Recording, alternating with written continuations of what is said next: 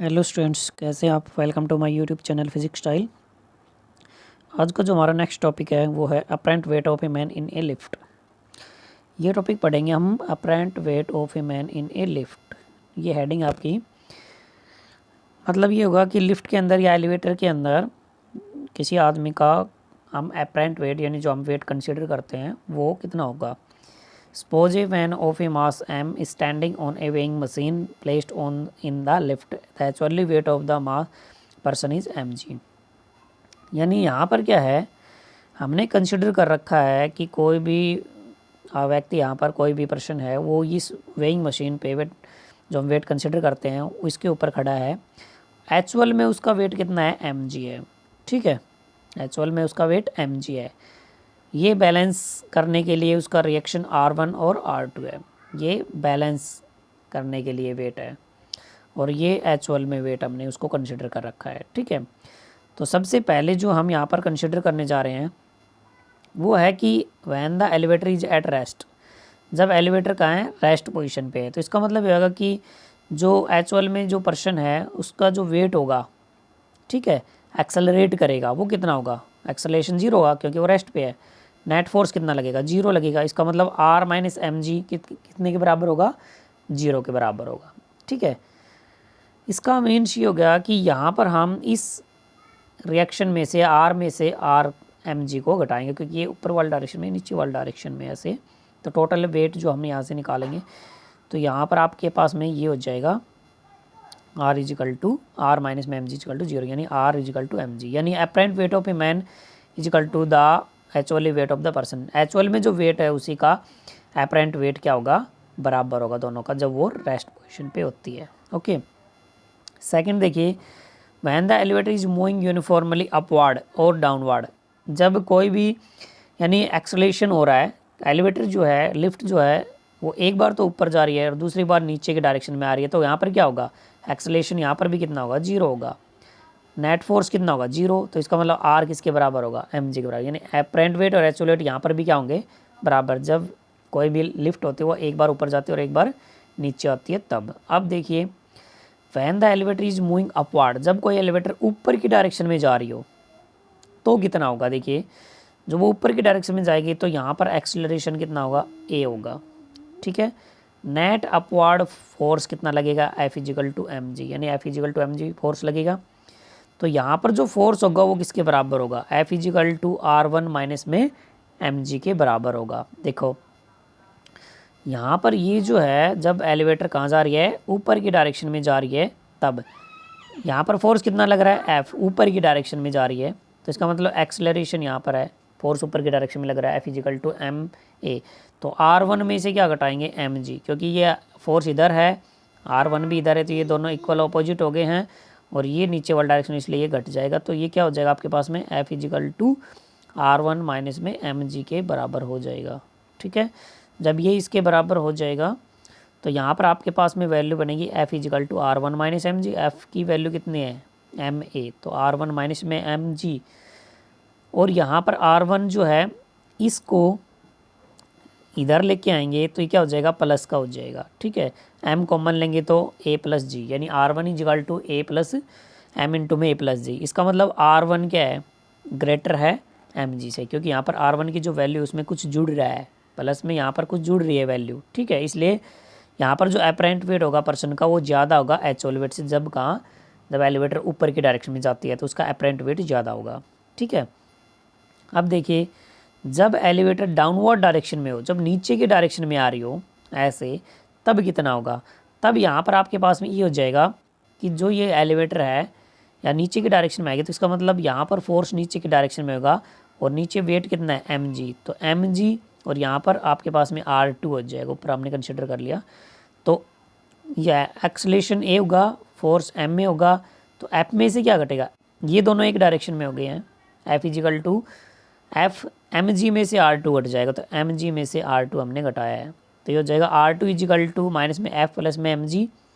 तो R2 की value कितनी हो जाएगी, mg माइनस में ma, तो m कॉमन आ जाएगा तो g माइनस a, यानी इसकी मतलब ये हो गया कि R2 की वैल्यू कुछ कम है क्योंकि g में से कोई वैल्यू क्या हो रही है, घट रही है।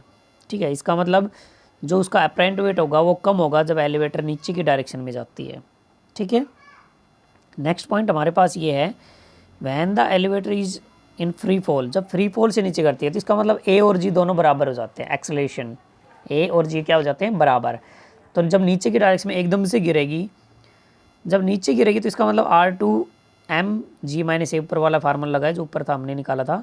तो यहाँ से ए और जी क्या है, बराबर है, तो हमने दोनों की वैल्यू रखेंगे तो g - g कितना होगा, 0। तो इसका मतलब R2 कितना है, 0। तो apparent weight of a person become 0, तो उसका अपरेंट वेट कितना हो जाएगा, 0। हमने कह सकते हैं, इसका मतलब ये समझ सकते हैं फ्री फॉल का, कि मान लीजिए कि वो लिफ्ट है वो टूट गई है एकदम से, तो एकदम से नीचे आती है, तो जब नीचे आएगी तो उसका अपरेंट वेट जो होगा पर्सन का वो 0 हो जाएगा।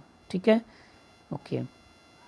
नेक्स्ट देखिए, when the downward acceleration greater than G, जब कोई लिफ्ट नीचे की डायरेक्शन में आ रही है और वो किससे ग्रेटर है, वो जी से ग्रेटर है, यानी एक्सेलेरेशन ज़्यादा है, ग्रेविटी कम है, तो इसका मतलब R2 is equal to mg - a, R2 क्या की वैल्यू कितनी हो जाएगी, देखो ए ज़्यादा है तो इसका मतलब इसकी वैल्यू कितनी है, नेगेटिव है ना यहाँ पर, तो R2 नेगेटिव हो गया। इसका मतलब the person will rise from the floor the lift and crash against to the ceiling, इसका मतलब जो आदमी लिफ्ट के अंदर खड़ा है यहाँ पर, वो क्या हो जाएगा, ऊपर उठेगा और उसका जो सर होगा वो लिफ्ट के ऊपर यहाँ उसकी छत से टकराएगा। ठीक है, कब, जब ए जी से ज़्यादा हो जाएगा। ओके गाइज, तो ये था apparent weight of a man in a lift. Next topic जो हमारा है वो है principle of conservation of linear momentum, यानी लीनियर मोमेंटम क्या कहेगा यहाँ पर, उसका conservation of principle. According to this principle, the vector sum of the linear momentum is an isolated system is all bodies is conserved, यानी total linear momentum क्या रहता है, कांस्टेंट रहता है। ठीक है, आइसोलेटेड सिस्टम के अंदर। तो let us consider two isolated system, हमने कंसीडर कर लिए ए और बी। ठीक है, small body then the collide in small time, dt time पे दो बॉडीज आपस में टकरा रही हैं, तो सेपरेट होने के बाद टकराने पे, ये मान लो कि ये दो बॉडी यहाँ पर टकरा गई हैं, टकराने पे इसका मोमेंटम अलग, इसका मोमेंटम क्या हो जाएगा, अलग।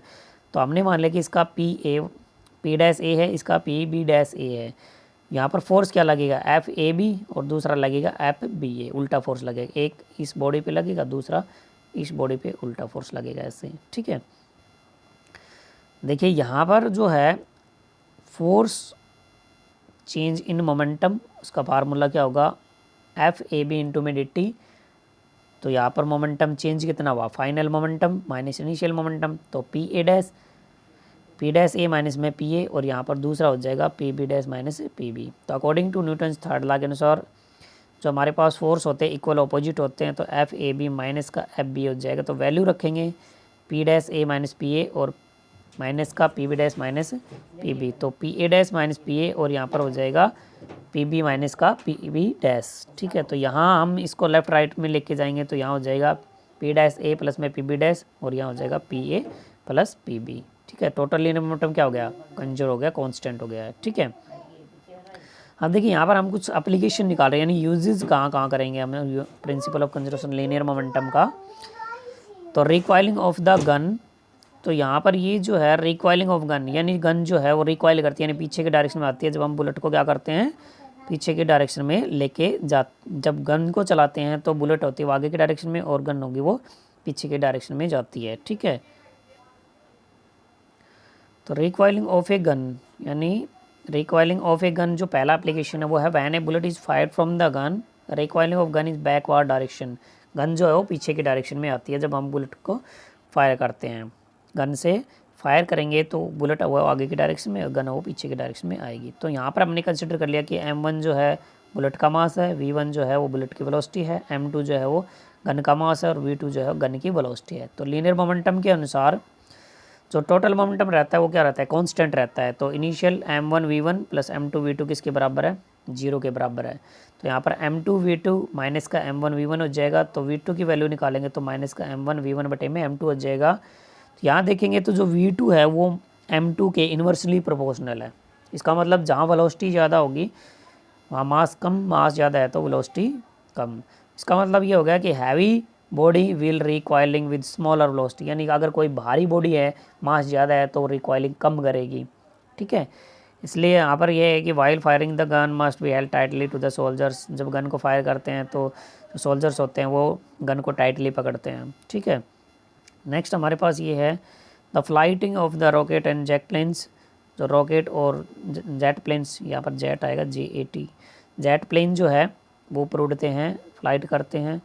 तीसरा है कि when a man jump but off out of the boat thrown is sure, यानी ये किनारे से जब कोई भी जो मैन हो क्या करता है, जब वो आगे की तरफ ऐसे पैर रखता है तो जो बोट होती है वो पीछे की डायरेक्शन में जाती है। तो लीनियर मोमेंटम आगे की डायरेक्शन में और दूसरा पीछे की डायरेक्शन में। यहाँ पर न्यूटन का थर्ड लॉ भी हो सकता है। ओके गाइज, तो ये था principal of conservation of linear momentum का टॉपिक। नेक्स्ट टॉपिक हम नेक्स्ट वीडियो में पढ़ेंगे। Thank you, have a nice day.